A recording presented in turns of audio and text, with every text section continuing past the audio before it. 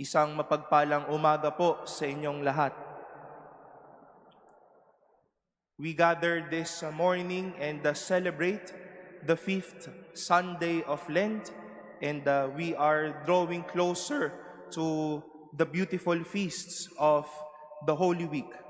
And we would like to welcome each and every one of you as we celebrate this Eucharist, this fifth Sunday of Lent.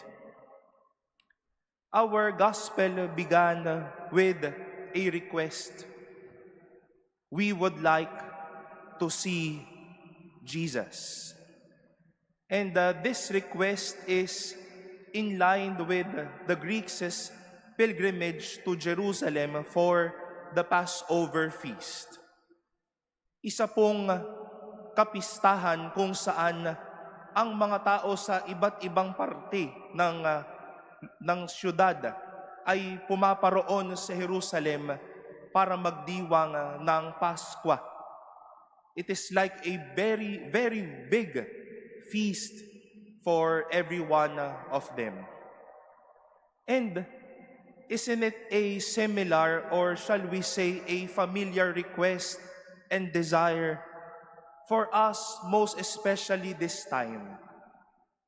Isang linggo na lang po, sa linggo, simula na ng Semana Santa. Panahon ng mas malalim na pananalangin kasama ang pamayanan, ang pamilya, ang simbahan. That during these days, we all want to see Jesus. We want to see Jesus through the churches that we will visit. We want to see Jesus in the images that we will see through processions. We want to see Jesus in our own ways of prayer. We want to see Jesus through the charity we will express as we continue Lenten season. We want to see Jesus in our everyday life situation. But the question for us, most especially this coming days of the Holy Week, are but seasons of wanting to see Jesus. Pero ang tanong, sino ba ang may gustong makakita?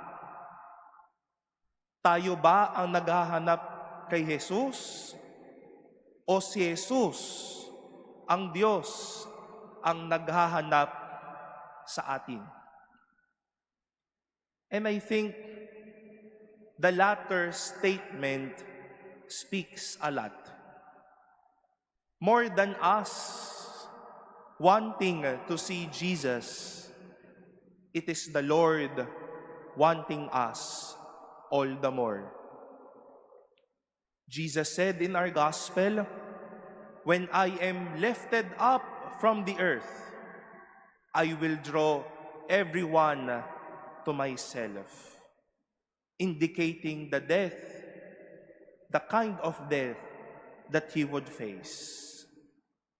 Sa krus, hindi niya winatak ang mga tao at pinaalis isa-isa. But sa krus, naging punto pa ito para maging malapit at magkatipon-tipon ang kanyang buong pamilya. God desires that we be part of Him.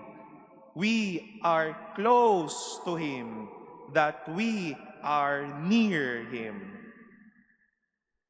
It is always the heart of the Lord to draw everyone to Himself.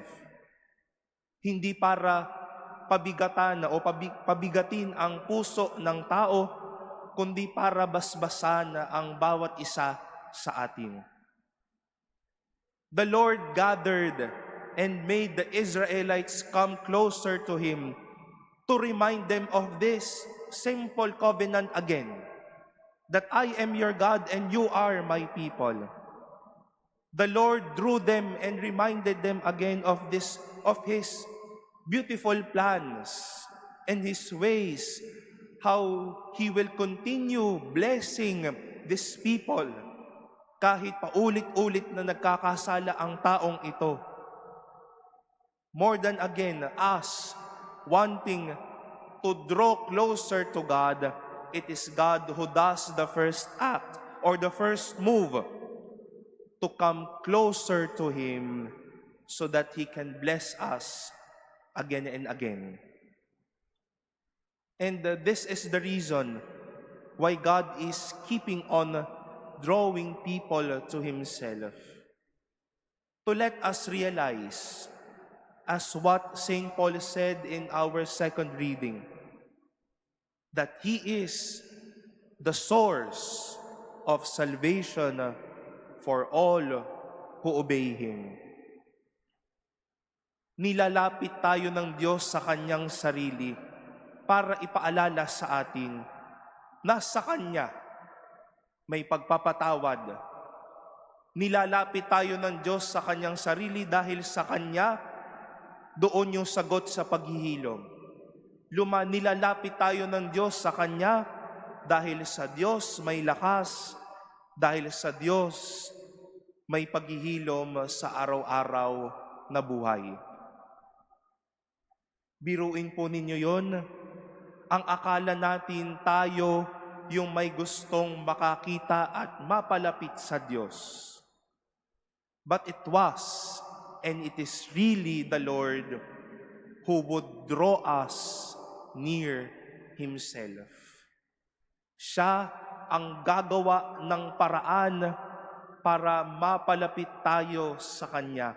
Siya po ang may gusto na makita tayo at maging malapit tayo sa Kanya.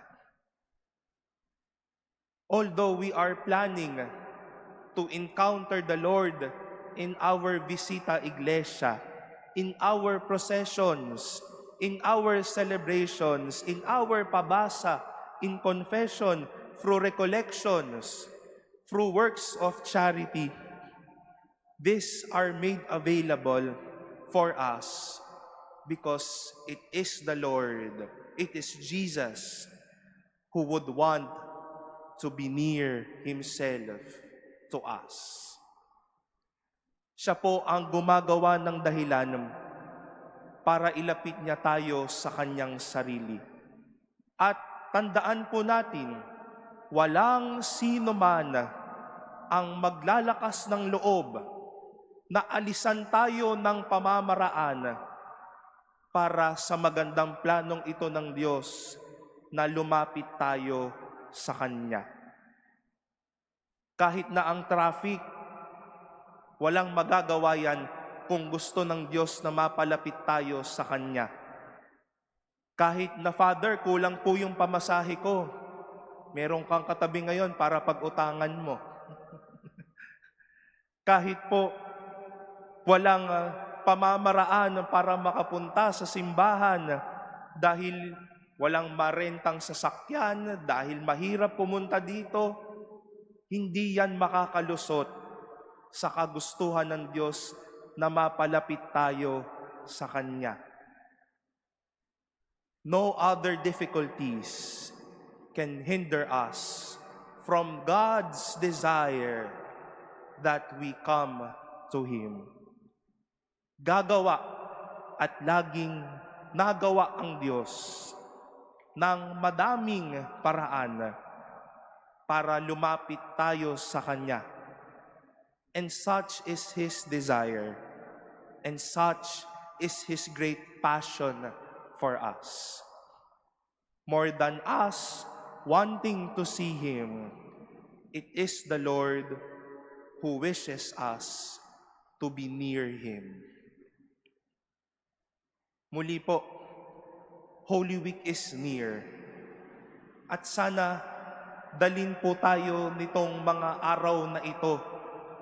At hindi lang po sana sa mga araw na ito, kundi araw-araw sa isang heightened sense of prayer.